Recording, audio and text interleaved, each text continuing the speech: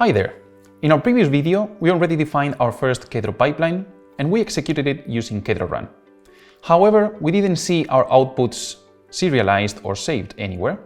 So let's dig a little bit into what's happening here and how we can register these intermediate outputs.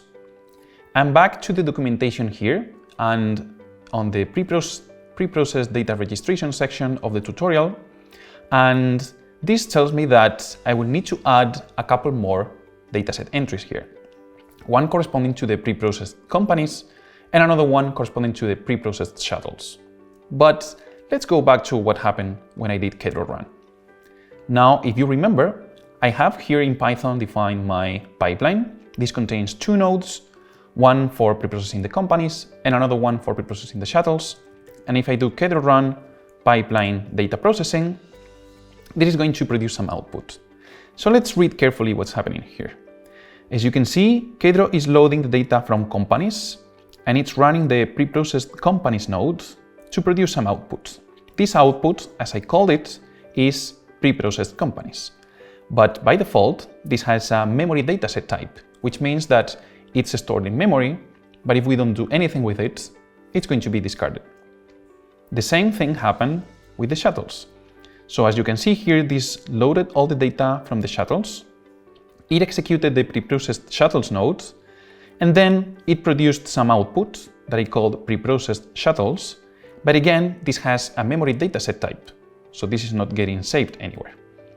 Now, let's add some intermediate results to this pipeline so that I can use these results later on.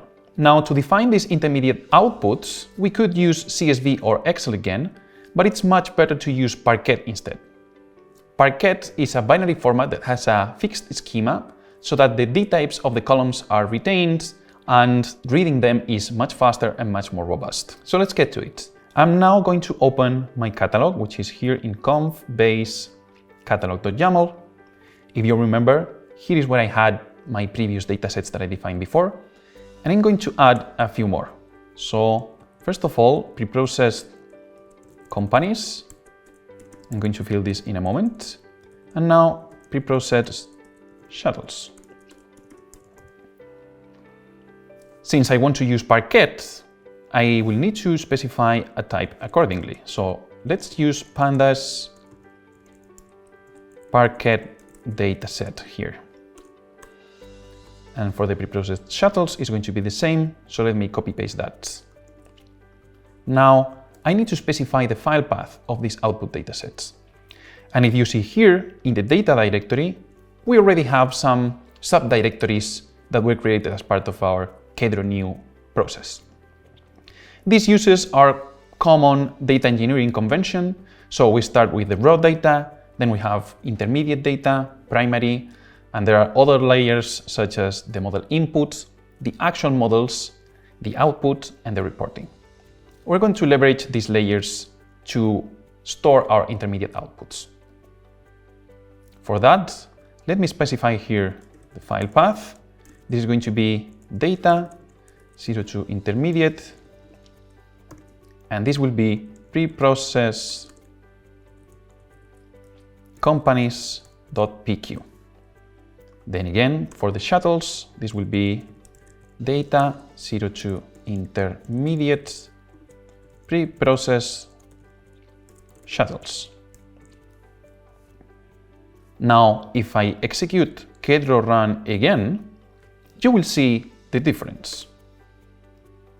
Again, Kedro is going to load the input datasets and execute the nodes, but now this is going to do some more things.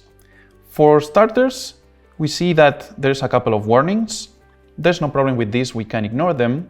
But most importantly, the pre-processed companies dataset now that was designated as the output of the pre-processed companies node is a Parquet dataset, which means that Kedro is going to use the save method of the Parquet dataset to store this on disk.